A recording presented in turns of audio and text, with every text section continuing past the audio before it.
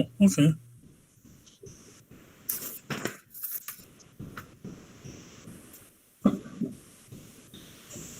I'll have to touch base with you one of these days. Yeah, maybe I can swing by and drop it off for you. I know where you live. Uh-oh.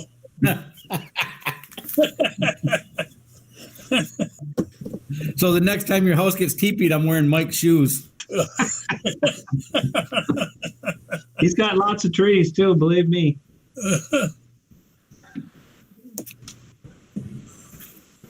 Jay, I believe, are we live streaming yet? Yeah, I just started it. All right, thank you.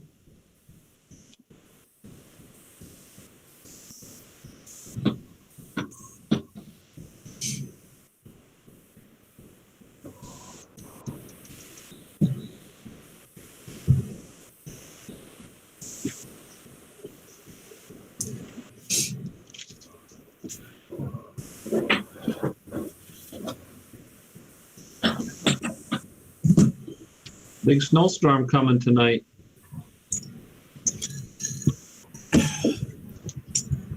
Are you telling me to expect a phone call in the morning?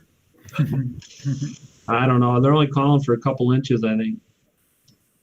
It's dangerous, man. I'm calling off of my brother's place in Nashville. I'm scared.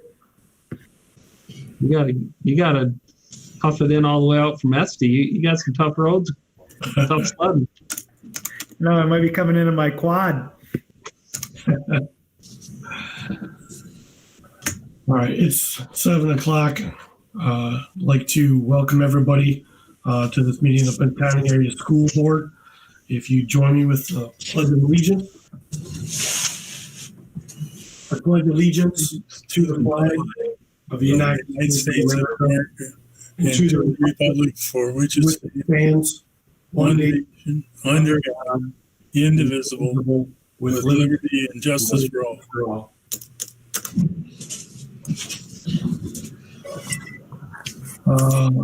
Miss Anderson, roll call, please. Sure thing. Tom Betafer. Present. Mark Kuchar. Present. Sorry. Brad Dubé. Present. Chris Ravish. Present. Paul Palmaville. Present. Nicole Jones. I don't see her. Oh. Okay, Linda Anderson, present. Nicole let me know she would not be present today. Okay. I will tell everybody where she is. So. Can we guess? Yeah, she left. She's. We'll see what the weather brings. Another snow day for the year. We'll see. Any additions, deletions, changes to the agenda? Move to approve the agenda. Okay. Motion. Is there support? Support. Any discussion on the agenda? All those in favor say aye. Aye. Aye. Opposed? All right. Agenda is approved. Community comments. Anybody like to address the board? There are none. All right. Thanks, Jay. Are we on a little delay too, though, again? A little bit, but for this part, they probably would have had it in by now. Okay. Thanks. Spartan Spotlight. You have that Yep, tonight? I have the Spartan Spotlight. John Sandberg. Yep. Pinconning Central Elementary is pleased to present Jillian Grew as the Spartan Spotlight for January 2021. Jillian has been a substitute teacher in our district for the past 5 years and has been a long-term substitute in one of our first grade classrooms since the beginning of the school year. Mrs. Grew accepted this position about 3 days before the first day of school. She had to set up the classroom, get ready for the virtual meet and greet day, and learn the various computer programs that are used. Jillian has continued to readily accept the tasks she has been faced with, such as implementing the first grade curriculum, long-term remote learning, conducting virtual parent-teacher conferences, and attending 504 and IEP meetings, and has done so with a smile on her face. Pinconning Central Elementary wishes to congratulate Jillian and thank her for her commitment to Pinconning area schools and especially to the first grade students she is currently working with. Thank you. Great. Thank you very much, Ms. Grohl. So that's a steep learning curve coming in 3 days ahead of time. Thank you very much. Consent agenda. Make a motion to approve the consent agenda and pay bills totaling $579,578.71. Mark, is this where I can ask something on it before we do vote? Yeah, we usually get the support and then we have a discussion on it. Okay. Support. Okay. So we have motion support and now we have discussion. Oh, okay. I was just wondering, Chris, the bleachers, what are, it just says for the chip bleachers 41. What is that? We received the CHIP grants, which is the Chippewa Indian Tribe grants. And at the time that they were received, all of the money was deposited directly into the general fund, but that was specifically carved out for bleachers by the tribe. And so that's to move it over to our capital funds project account. Is that for like the ball field or for the school Football. field? Okay. Yeah. The other one's probably for Jay. The fiber lake, is that running fiber optic wire or something over to the bus garage? Yes. Okay. All right. Those are just two I was just wondering. They probably were approved long before I came on, so I was just wondering exactly what they were. It's all right. The newbie's on top of it. Keep us on our toes. Yep. Any further discussion on these items? Yeah, Chris, I didn't receive any of the information that I asked for today. I do have some information, Paul. It's all of the information. You know, it's like multiple documents. I will forward it on to you right now. Okay. Other discussion? All right. If not, need a roll call vote, please. Tom Bedifer. Yes.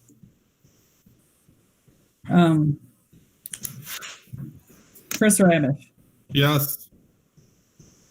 Mr. Dubé. Yes. Paul Palmerville. No. Anderson, yes. Kuchar.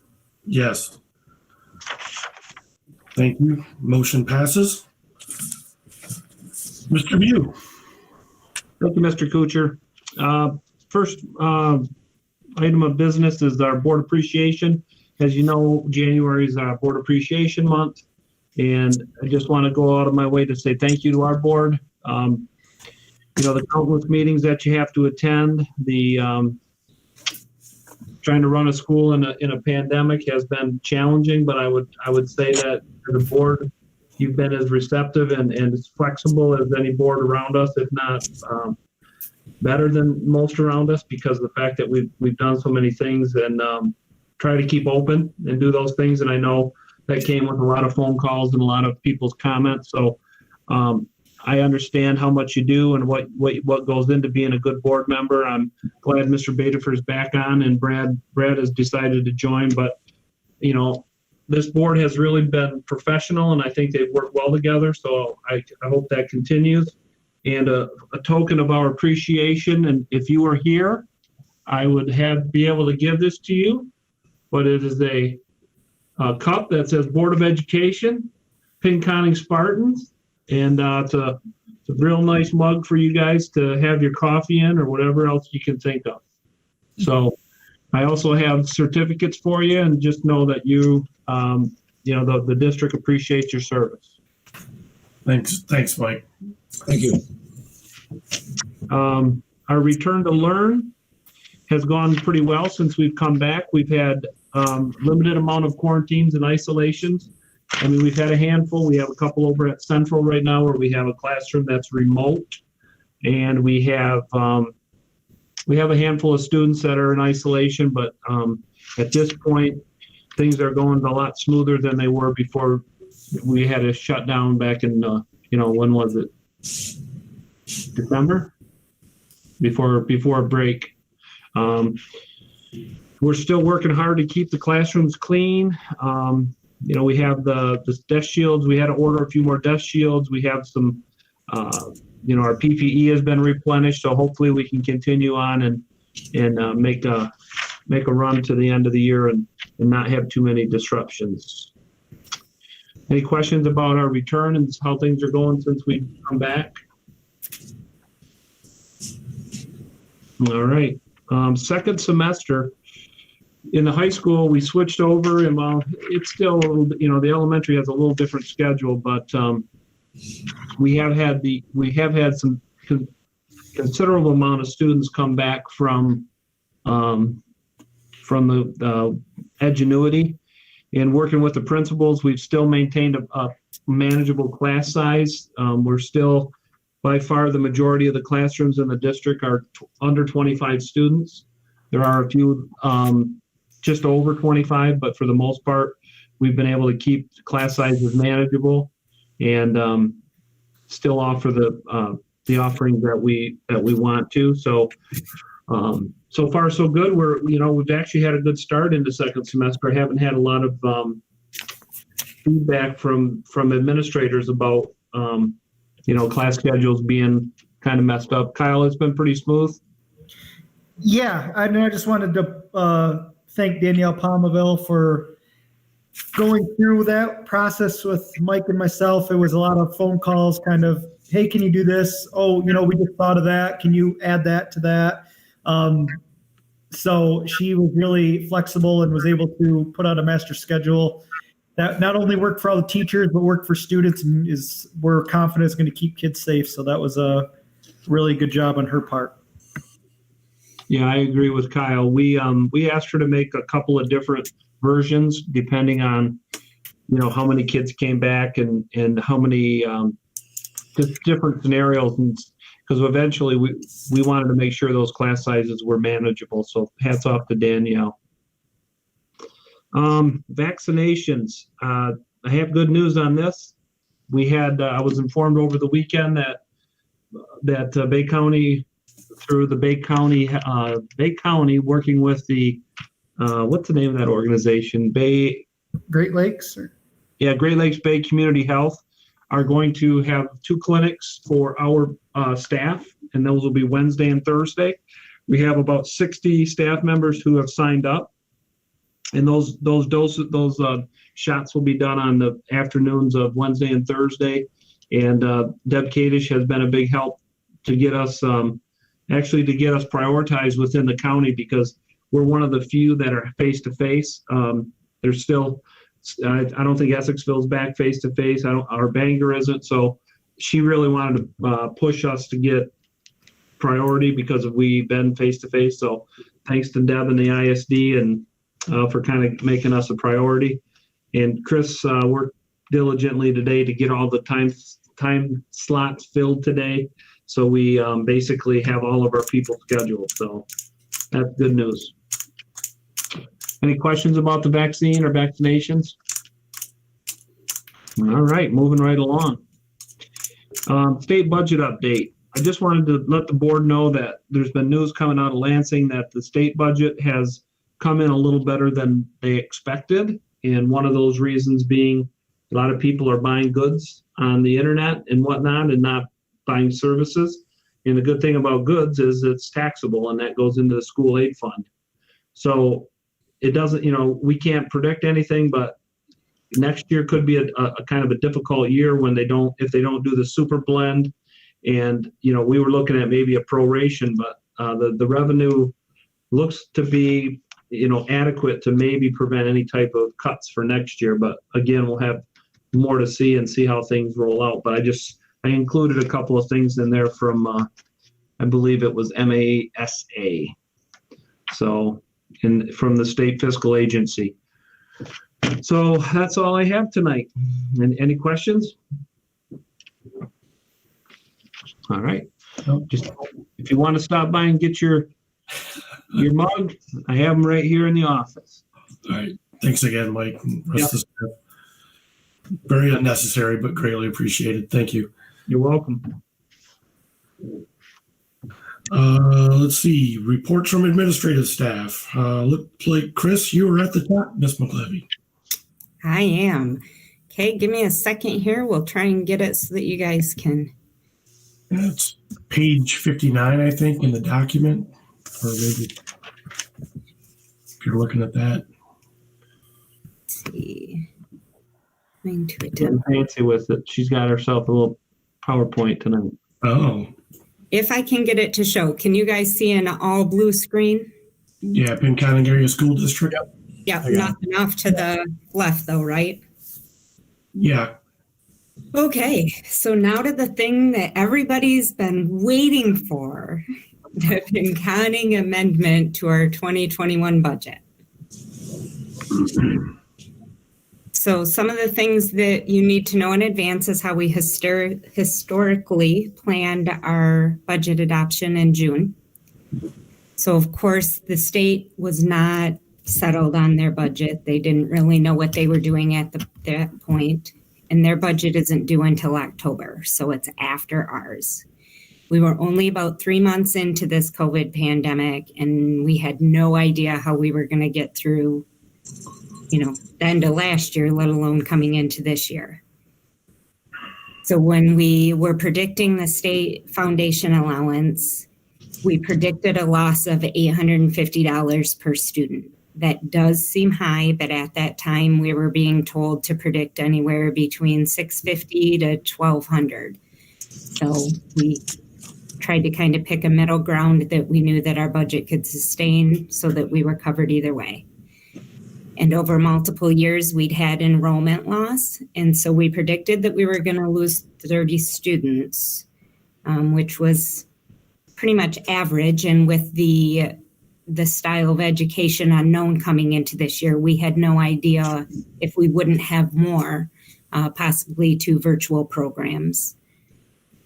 So what we couldn't predict is that in August, the state was going to prorate our last year's state foundation allowance. Now, why it's important that it happened in August is because our budget ends June 30th. So we had no way that we could make adjustments at that point. We were after the fact. The other thing that we couldn't predict is how much money the feds were going to give us in COVID grants to help support education. They could have given us a ton. They could have given us nothing. We were only aware of a small piece of the ESSER grant at that time. So moving into our budget amendment.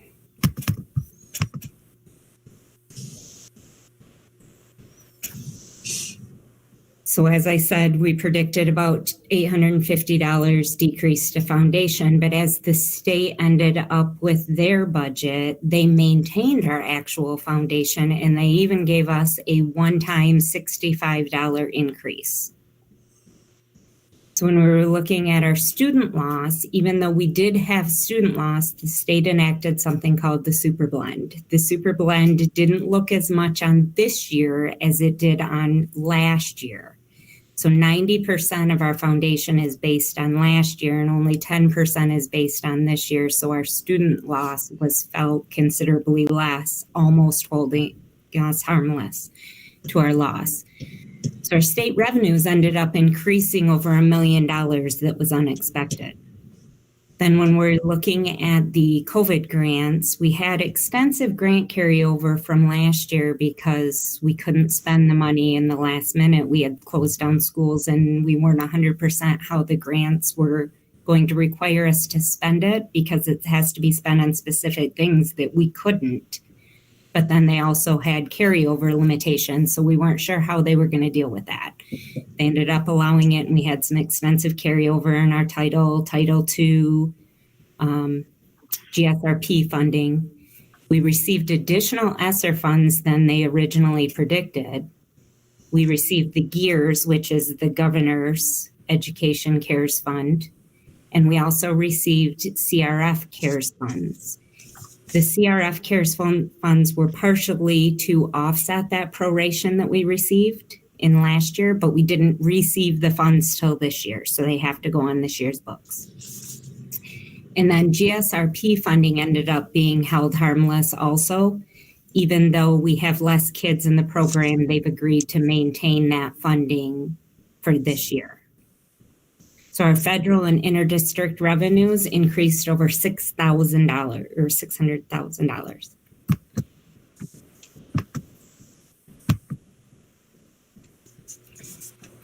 Moving into expenditures, we did have some staff retirements and resignations after we began our year. Because of our student loss, we were able to temporarily maintain those positions as being gone. When our student count comes up, though, we are going to have to replace those employees. Then our expenditures for the different CARES money has to be, it's an in and out. What you receive in a revenue, you have to book as an expenditure. So some of the allowable expenditures for those were Chromebooks, software for remote learning. They allowed us to use it for our Edgenuity virtual program, your PPE and sanitation costs.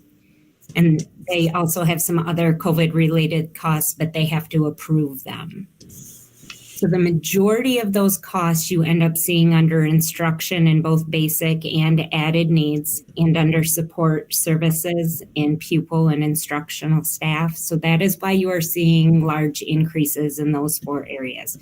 There are a few other areas that you see an increase. Operations and maintenance is where the PPE and sanitation is being added in.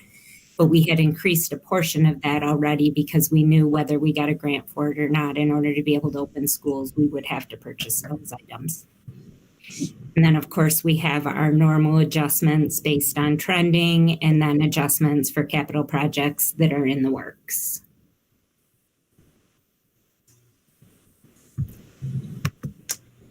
Bear with me.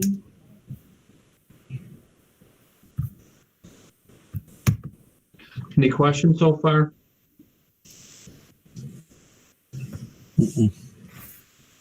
Okay, so the summary was the part that you guys have all been wanting to see. Again, we have a transfer for capital adjustments to projects that we have in the works. We have the adjustment to the 1920 fund balance. This is based on audited numbers. So we take what we predicted in June, we take the audit, and of course, this includes that proration that we were not expecting. Some of the things that you want to remember when you're looking at these numbers, that both the super blend and the federal COVID grants, the things that are pushing our fund balance up significantly, are all one-time money. We don't expect to see it again, although the state may do something based on the better budget that they're anticipating. I can't imagine that it will be anywhere close to the super blend calculation that they've provided us this year, because they also are predicting that they'll lose the federal grants. The other thing that you have to consider is that the learning loss that our students have because of the last minute shutdown, the way we've adjusted for education and a remote learning, all students are going to have difficulties with that. Although they may be on track now, they do have learning loss from previous. So that's going to be ongoing for a while. We're going to have to address those concerns moving forward. And we don't know what other future COVID needs we may have that won't pop up until next year or a couple years down the road. So something that they're telling us to consider or to remember is that in your fund balance, you may want to designate ongoing COVID cost expenses based on the grants that you're receiving today to help offset that. So with that being said, are there any questions?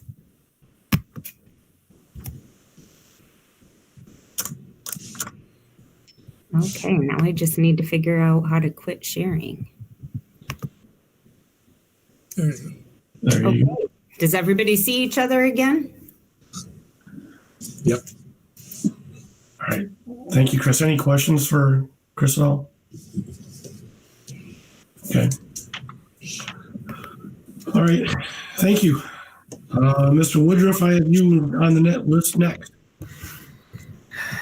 Yes, thank you, Mr. Kuchar, and thank you, Chris, for leading us in with that. And I don't know how I'm going to top that presentation, but I will do my best. All right, let's see if I can present my screen now.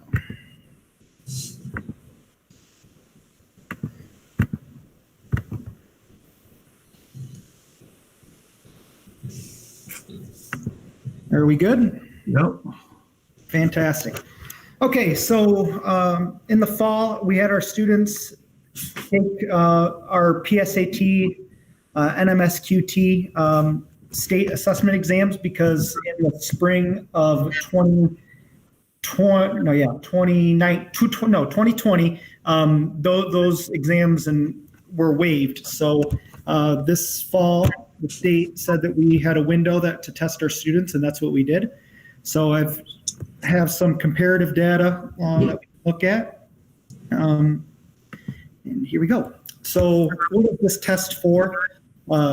This test for college readiness. So the PSAT, SAT, all test for college readiness. Students are considered college and career ready when their SAT section scores meet both the math and evidence-based reading and writing benchmarks. And I'll talk a little bit more as we go on what those benchmarks mean, but you're college and career ready when you're able to meet both of those benchmarks. It is important to note that college readiness is a continuum, and students scoring below the SAT benchmark can still be successful in college, especially if we provide additional preparation for our students, which we do. Students with an SAT math section score that meets or exceeds the benchmark have a 75% chance of earning at least a C in their first semester credit-bearing college course in algebra, statistics, pre-calc, or calculus. So any student that meets that, it's a green color, green criteria on the state assessment for math or for evidence-based reading and writing, have a 75% chance to at least get a C in a college-ready course. So I talked a little bit about what those indicators are. The green, if we score in a green category, and this all makes sense when I show up the scores, but if we score in a green category, that means that our students are meeting or exceeding the benchmark set by the College Board. If they score in the yellow, that means that they're within one academic year of that benchmark. So they're in one academic year of growth from that benchmark. And if we're in the red, we're at least one or more academic years below that benchmark. Grade level benchmarks define students who take the PSAT, NMSQT, PSAT 10, or the PSAT 8-9 see grade level benchmarks on their scoring reports. So when they get these results, they'll see a color, and that color is either green, yellow, or red. The grade level benchmarks indicate whether students are on track for college and career readiness, as we've talked about. And they are based on student growth toward SAT benchmarks at each grade level. Also, the first one that we're going to look at is the 8th grade. And we actually did not take the PSAT 8 this year. We're hoping to take that in the spring. So in order for us to be in the green, we need to be between a 390 and a 720 for evidence-based reading and writing. And to be in the green for math, we need to be between a 430 and 720, and then it goes down from there. So as you can see, in 2019, we scored a green, which means we're meeting or exceeding our benchmarks for that. And then for math, which is a 427, and then for math, we were scored in the yellow, which is about one academic year below benchmark. And that's pretty consistent with the state averages in 2019 as well. You can see that below. 9th grade, you can see on the screen here, same kind of thing. For evidence-based reading and writing, to be in the green, you're between a 410 and a 720. And for math, you're between a 450 and a 720, and then it goes down from there. So in 2019, you can see that we scored a 436 in reading and writing. In 2020, we scored a 426. And we were expecting to see declines in those areas due to, not having a regular school in March. So we were expecting a small decline because we just took these tests in September, or was it October? I forget. Now it's all blending together, but pretty early on in the school year. So we did see a little dip, and then in math, we went from a 438 in 2019 to a 410. So you can see we went from a yellow to a red in math from 2019 to 2020. And then the state averages are below. And the state averages looked like they stayed pretty consistent. 10th grade, give you a second to read that, but to score in the green category for reading and writing, you need to be between a 430 and a 760, and in math, a 480 between a 480 and a 760. So 2019, we scored a 457, and in 2020, we scored a 446. And in math, in 2019, we went from a 449 to a 436. And then state averages are below. So our 11th graders this year took the NMSQT, which is basically, it's the same test as the PSAT 10, but the scoring averages go up slightly in order to meet the green, yellow, or red criteria, because those 11th grade students, while they are taking the PSAT 10 test, they have a year of academic growth being 11th graders compared to 10th graders. That's why the scores are slightly different to meet like the green criteria slightly higher for math and reading.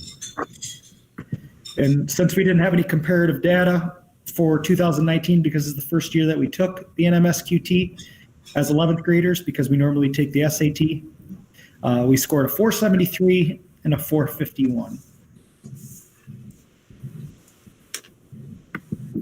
And then the SAT, so the big one. In order to get in the green category for reading and writing, you get between a 480 and an 800, and in math, a 530 and an 800. For evidence-based reading and writing in 2019, we scored a 487, and in 2020, we scored a 508, so we actually seen an increase, which was really good to see. And then in math, we had a 490 and dropped slightly to a 483 in 2020.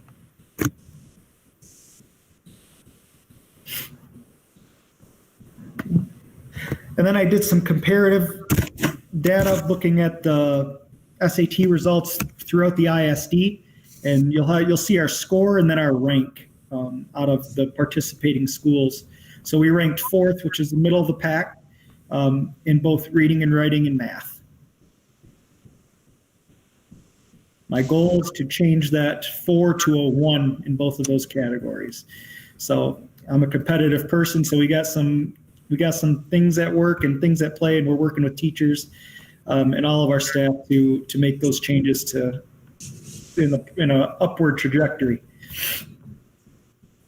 Okay, and then what we got here. So current initiatives that we're doing. We're reviewing our curriculum mapping for all subject areas to ensure a flow of material. Actually, Ms. Shireen and I were talking today about the May 12th date, which is a professional development date that we're going to have our staff looking at. Curriculum alignment. We've identified essential standards to create efficiency in learning and create success at the next grade level. Basically, what essential standards are power standards. We're having teachers identify which standards really need to be focused on so that these students can succeed at the next grade level. So 6th graders, what do they need to know to move on to 7th grade and really focus in on that? Elective courses have identified specific skills that our students struggle with in core areas and are implementing those skills periodically in instruction.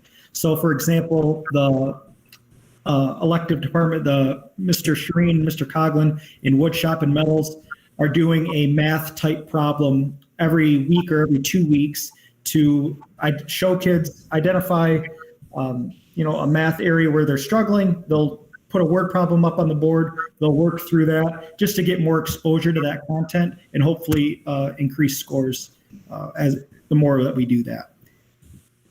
We're reflecting our educational practices every day. We're reviewing assessments and working on creating questions that challenge students similar to what they're challenged on the SAT.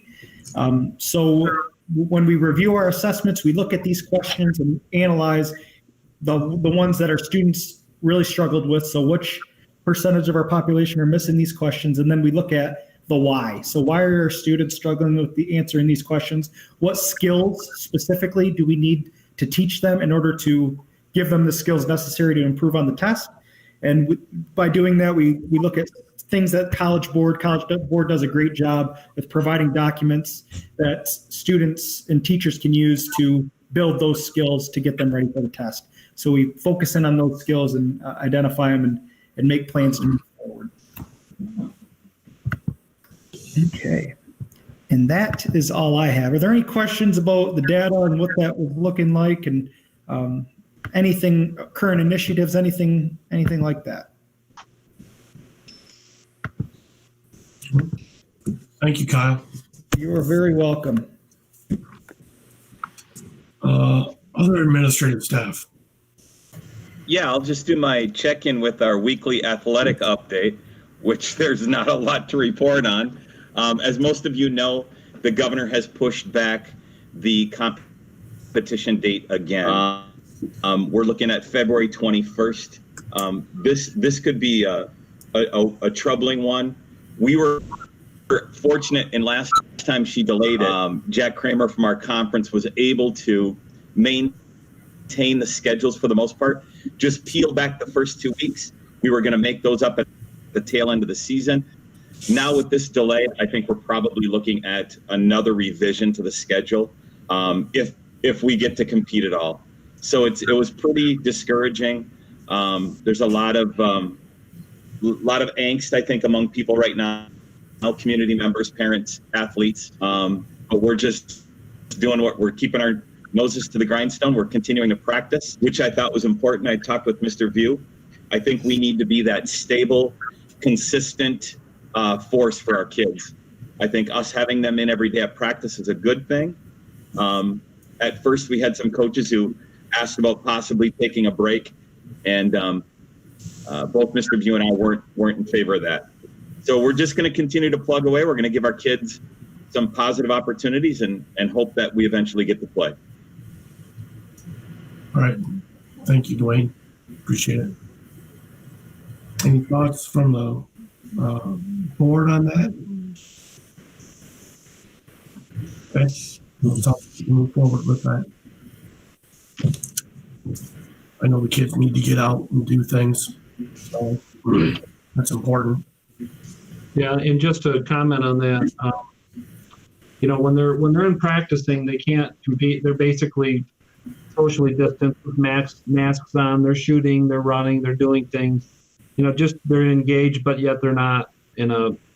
I'm sure there's not total social distancing, but we felt to keep them active would be in their best interest. So. Yep. All right. Thank you. Any other staff? Yes. Just wanted to give you an update. We have our Fast Bridge testing up. Data review is coming up next week. The compilation of the scores will be reported to the state February 1st as part of the ECOL. And Mr. Sanford and I are meeting with our literacy coach tomorrow to set up our data review meetings for our K-5 team. So we'll keep you posted on our results there. Still got some testing to finish, but things are looking positive. Good. Thank you. I think that's everybody unless Sue wants to chime in. All right. Moving on. Do we have any board committees meet? I don't think so. Okay. All right. Brings us to the non-consent agenda. Item A. I move to approve the budget amendments for 2020-21. Support. Okay. We have a motion and support. Any discussion on that 2021 budget? If not, can I get a roll call vote, please? Sure. Tom Bedifer, Yes. Chris Rabish, Yes. Paul Palmaville, Yes.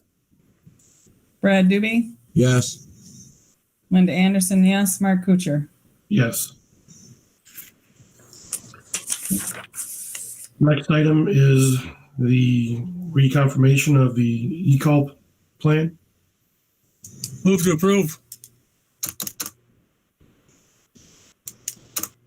Motion, do we have a support? Support. Thank you. Any discussion on this item?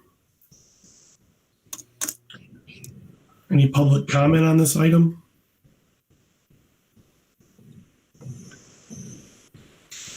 Jay, do we have anybody that wants to talk about this at all? No, but hold on, because you asking if there's public comment just came across on the YouTube feed. So Okay. And I guess just on the e-call plan.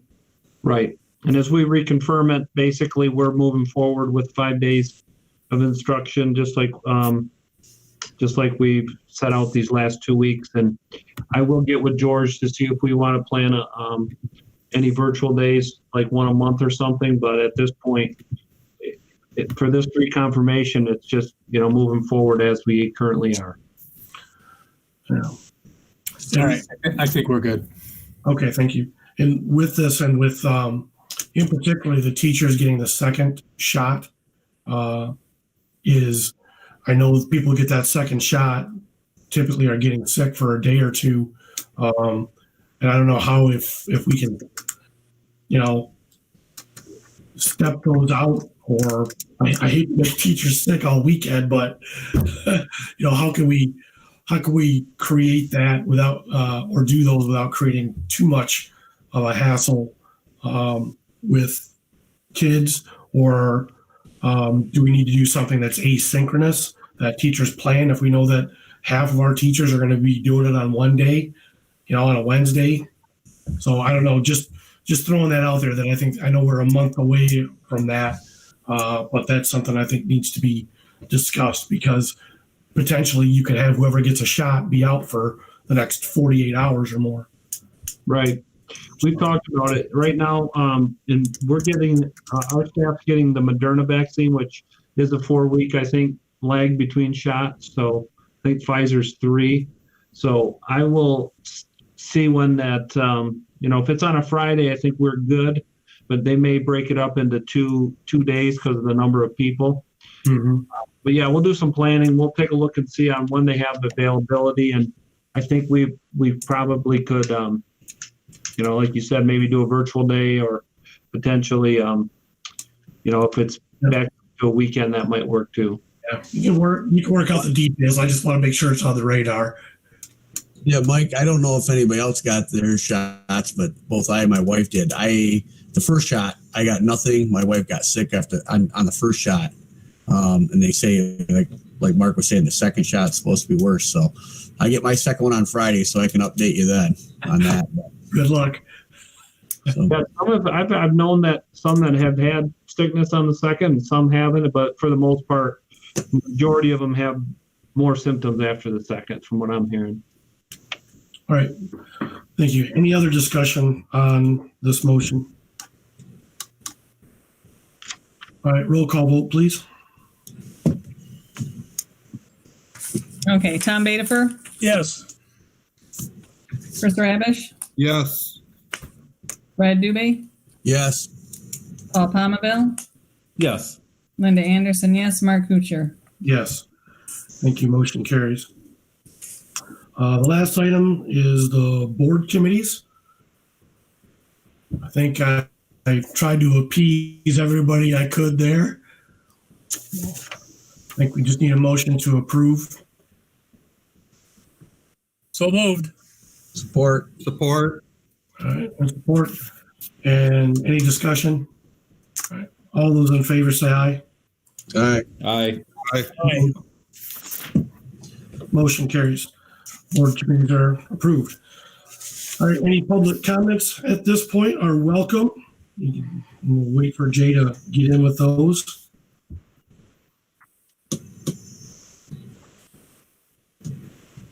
Is anybody down on the western side of or the southern part of the state recently playing Lotto?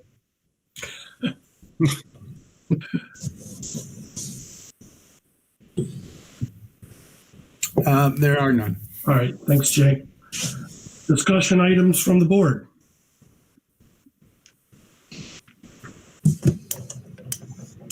All right. Again, I'd like to thank Mike and his staff. I know it's the undertaking this year has been tremendous. So I guess I feel like I need to buy you a mug. You guys make our job easier. So you guys do a tremendous job. You said it, we're a real team on the board and your administrative staff and hopefully the teachers and support staff feel that same way. It's really taken this community, this village to get through this. And I'm just glad I lost my hair before this process. That's all. So with that, I'll take motion for adjournment. So moved. Support. Motion support. Any discussion? Seeing none, all those in favor say aye. Aye. Opposed? Thank you. Motion carries. We are adjourned. Thank you, ladies and gentlemen. Good night, everybody. Have a good night. Good night. Bye.